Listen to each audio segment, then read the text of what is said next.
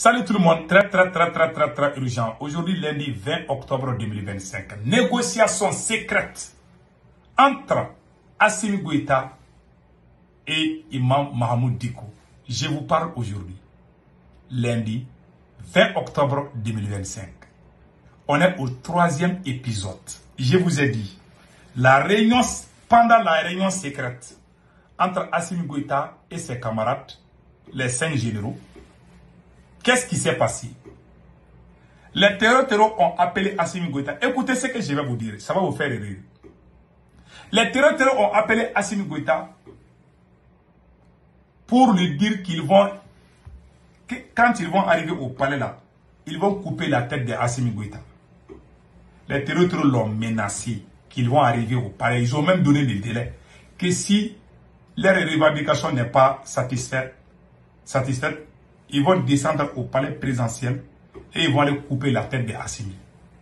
Voilà ce qu'ils ont dit au téléphone à Assimi Goïta. Certains vont me poser la question, Sékou Toungara, tu es un menteur. Comment les terroristes ont pu avoir les numéros de Assimi Goïta? Il n'y a pas de problème, je vais répondre à cette question. Quand un menteur parle, même en voyant ses yeux, tu sais que c'est un menteur. Quand tu vois les yeux d'un menteur, tu descends. C'est pour ça que moi j'ai dit, le combat là, il n'y a pas quelqu'un au Mali qui parle sur les réseaux sociaux, au Mali et à l'extérieur, qui est plus renseigné que moi par rapport au cercle de Assimi Goïta. Certains vont me poser la question, comment les terroristes ont eu les numéros de Assimi? Je vais répondre à cette question. Il y a 2 ans de cela, le directeur de cabinet de Assimi Goïta, Douglas, a été assassiné par les terroristes quand il partait pour faire les forages. Je dis bien, le directeur de cabinet d'Assimi Goïta a été éliminé par les terroristes en 2022. Je pense 2022-2023. Il y a 2 ans. C'est là-bas, ils ont pris son téléphone, ils ont pu avoir les numéros. Ton directeur de cabinet connaît ton numéro. Donc, c'est à travers ça que les terroristes ont pu avoir les numéros de Assimi Goïta. Donc, les terroristes ont appelé Assimi Goïta pour dire à Assimi Goïta de régler leur doléance. Sinon, ils vont descendre. Ils ont même donné les délais, mais Assimi n'a pas voulu donner les délais pendant la réunion. Si Assimi Goïta avait dit que les délais, voilà les délais que les terroristes m'ont donné là, moi j'allais, mes radars allaient m'informer. Malheureusement, Assimi n'a pas dit le délai. Comme moi, je ne connais pas les terroristes, je connais que si Assimi Goïta parle, si Assimi Goïta fait quelque chose, moi je suis au courant de tout. Mais je ne sais pas ce que les terroristes lui ont dit par rapport au délai. Parce que lui-même, il n'a pas dit ça. Donc moi, je ne peux pas savoir ça. Mais la réalité est que Assimi a avoué à ses camarades qu'il a peur. Qu'il a peur parce que les terroristes l'ont dit qu'ils vont venir couper sa tête. Donc il faut négocier avec Imam Mahamoud Dicko.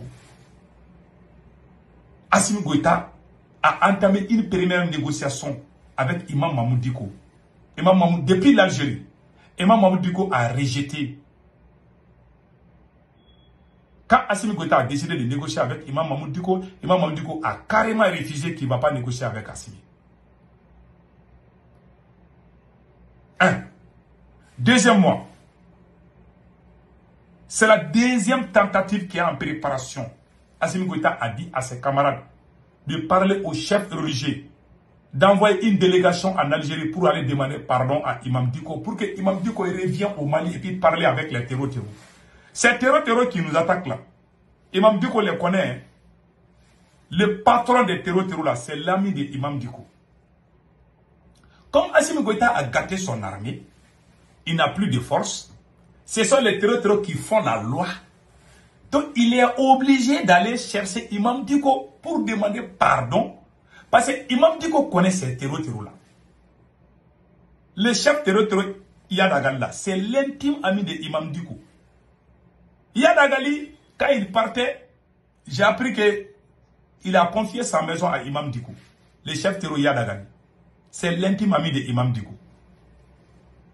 Donc, Imam Dicko, quand il parle, les terroristes, il écoute. Il peut arrêter ça. À un coup de fil de Imam Dicko, tout peut être arrêté. L'erreur de Assimi, la faute de Assimi Goïta a été de déclarer la guerre à Imam Dicko. Il y a un proverbe bambara qui dit, le serpent là, quand le serpent n'est pas trop, ça dit que c'est en cachant le petit serpent que le serpent devient gros. Quand le serpent est petit, quand il sort, les gens vont tuer. Donc il faut cacher pour que ça soit gros. En bambara, ça dougolé ne veut quoi. Voilà un peu les mots que je vais ici de traduire. Je ne sais pas si la traduction est bonne ou pas. Donc voilà ce qui s'est passé. Donc, Imam Dicko, moi je ne dis pas que Imam Dicko est bon. Hein. Il y a des gens là, dans notre société, ils sont utiles dans d'autres parts. Imam Dicko connaît les terreaux. Ce n'est caché à personne. Hein. Il les connaît, ce sont ses amis. Il les connaît bien. Mais Assimi Goïta a problème avec ses camarades d'armes. L'armée malienne refuse de battre. Les terroristes font la loi. Donc Assimi Goïta veut négocier par tous les moyens. Parce que les terroristes ont juré qu'ils vont descendre là-bas, ils vont couper sa tête. Donc, il a eu peur. Quand on brûlait les camps là, lui il n'a rien dit. Mais quand ils l'ont menacé lui-même, il veut tout faire pour mettre fin à ça. Il est prêt à tout aujourd'hui. Il ne dort plus. Hein. Même quand un petit bruit là, seulement il se lève. Il a peur. Il a appelé ses camarades militaires et dit, parole, il faut qu'on négocie avec Imam Dicko. Imam Dicko a refusé qu'il ne va pas parler avec Assimi. Imam c'est quelqu'un, si Imam n'était pas dans le M5, les M5 n'allaient pas marcher 100%. Moi j'ai fait le combat de révolution avec Imam Dicko. Imam Dicko a changé un peu. Moi-même, j'ai fait des vidéos contre Imam Dicko. Moi, je ne dis pas que Imam Dicko est bon ou n'est pas bon, mais Imam Dicko est très utile aujourd'hui au Mali. Quand Imam est parti en Algérie, Assimi était au courant. Quand Imam est parti en Algérie, ils ont commencé à dénigrer Imam. Ils ont dit que c'est un terreau, il est allé voir la France, oh, Imam veut venir brûler le Mali. Imam Dicko est resté en Algérie. Quand on a annoncé qu'Imam Dicko va venir, ils ont envoyé plus de 1000 militaires à l'aéroport. Pour empêcher, ils ont juré que Imam Dicko ne va pas rentrer au Mali. Quelqu'un qui est né dans un pays, il veut venir, même s'il a tué quelqu'un, laisse-le venir, même si tu vas le juger après. Ils ont envoyé les militaires. Après on dit que Imam ne viendra pas. Notre combat du M5, Imam Dicko a pesé très fort pendant notre combat. Ça, il faut le reconnaître. L'importance de Imam Dicko est que Imam Dicko connaît ses terreaux. Même dans l'AES, là, Imam Dicko peut jouer un rôle clé. Il connaît. Il n'y a pas quelqu'un qui connaît politique plus. C'est vieux là, c'est vieux imam là. C'est vieil imam là. Imam Dicko. Imam Dicko connaît très bien politique. Imam Dicko ne perd jamais un combat. Quand Assimi a humilié Imam est resté en Algérie. Moi, j'ai commencé à avoir peur. Depuis qu'ils ont dit que Imam ne va pas venir au Mali, moi j'ai dit, moi j'ai peur. Vous dites que Imam ne va pas venir. Voilà maintenant les terroristes sont en train de nous attaquer partout. Il y a un problème dans l'armée. Assimi lui-même a commis beaucoup de fautes. Et aujourd'hui, son seul espoir est d'aller demander pardon à Imam Dicko pour que Imam Dicko vienne pour parler avec ces gens. Si Imam Dicko prend le téléphone et puis appelle ces gens-là, à un seul coup de téléphone, ces terroristes-là peuvent tout arrêter. Le chef terroriste Iyad Agali, il a confié sa maison à Imam Dicko. C'était son ami. Je ne dis pas que Imam Dicko est terroriste. Moi-même, j'ai un ami qui est devenu terroriste après. Quand j'ai vu qu'il est terroriste, je ne l'appelais plus. Il y a un chef terroriste qui a été éliminé à Tenzawaten. Vous vous rappelez bien, les drones maliens ont frappé des drones à Kinsida. Sa première frappe là, il y a un terroriste qui a été. C'était mon ami. On dormait dans le même lit. Mais après, il est devenu terroriste, mais c'était mon ami. Donc, moi, je le connaissais. Mais je lui ai parlé de quitter dedans, il n'a pas voulu. Donc, il est mort. Quand l'armée malienne l'a éliminé, je suis sorti dire publiquement que c'était mon ami. Mais il a été devenu terroriste. Donc, les terroristes qui nous attaquent là, le patron même là, c'était l'ami de Imam Dicko. Cela ne veut pas dire que Imam Dicko est terroriste. Hein. Voilà. Moi, j'ai des amis qui sont devenus terroriste après. Donc c'est un peu ça. Imam Dicko, les terroristes respectent la parole de Imam Dicko. Quand Imam Dicko va parler, ils vont arrêter. Toi, Assimi Goïta, tu as déclaré la guerre à tout le monde. Tu as déclaré la guerre à Shogel. Tu as déclaré la guerre au M5. Tu as déclaré la guerre à Imam Dicko. Tu as déclaré la guerre aux politiciens. Aujourd'hui, c'est toi qui appelles Imam Dicko de venir t'aider. Quelle honte. C'est toi qui as dit devant tout le monde que Imam est ennemi du Mali. Aujourd'hui, c'est toi qui cours derrière lui. C'est le même Assimi Goïta qui a dit devant tout le monde que la France là, que c'est la France qui est derrière la terror. C'est le même Assimi Goïta aujourd'hui qui est en train de qui s'est caché qui s'est caché au Mali, au Burkina et au Niger pour aller travailler avec la DGSE française. Après, les gens aussi que Djadja Assimi travaille avec la France. Le même Assimi Goïta est en train de faire, il est toujours dans les sales coups. Il n'est jamais suivi dans sa vie. Aujourd'hui, il veut négocier les retours de Imam Dicko. La réalité est que Imam a une position qui ne me plaît pas souvent. Mais ce vieux-là est très puissant. Hein. Si tu es en guerre contre Imam là, tu ne dors pas. C'est toi qui vas venir vers lui.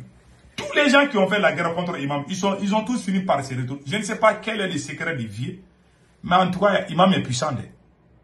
Aujourd'hui, tout le monde demande Imam de venir au Mali. Il refuse. Il est en Algérie. Et l'Algérie que vous avez insulté là, Imam est là-bas. Vous pensez que l'Algérie va laisser Imam venir régler les problèmes? Je ne pense pas. Vous avez traité l'Algérie de toutes les sauces. L'Algérie a tort. Mais vous avez fait ça comme... Vous avez politisé les trucs de l'Algérie. L'Algérie a combattu les drones maliens en avril. Il fallait déposer la plainte et puis tout ce temps-là. Vous avez entendu jusqu'à ce que les terroristes ont commencé à barrer les routes. Maintenant, vous allez dire que ça là aussi, c'est la faute à l'Algérie. Que vous allez porter plainte. Pour distraire les gens. Vous pensez que ce sont les buzz là qui construisent une nation? C'est le travail. Mon cher, il faut travailler sur la chair de ton fond.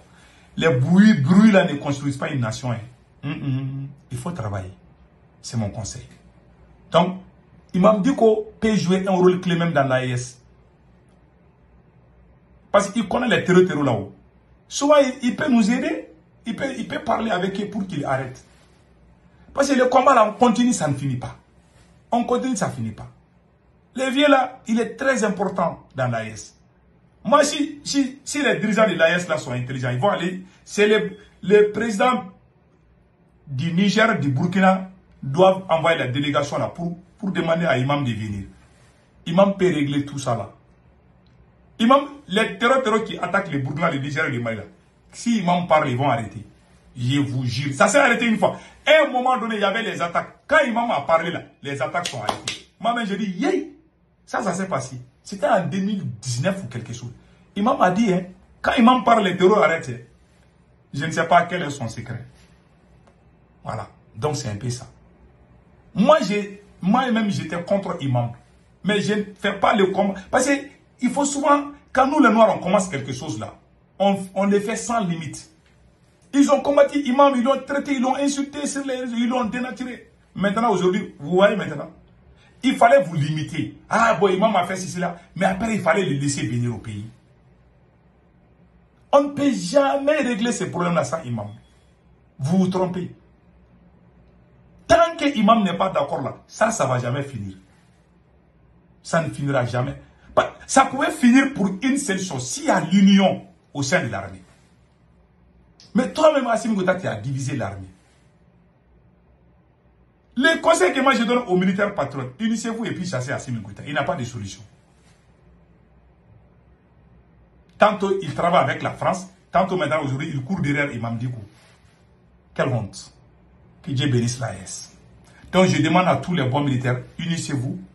Et vraiment il faut nous débarrasser d'Assimi Goïta pour qu'on puisse avancer. Sinon rien ne bougera. Je vous garantis.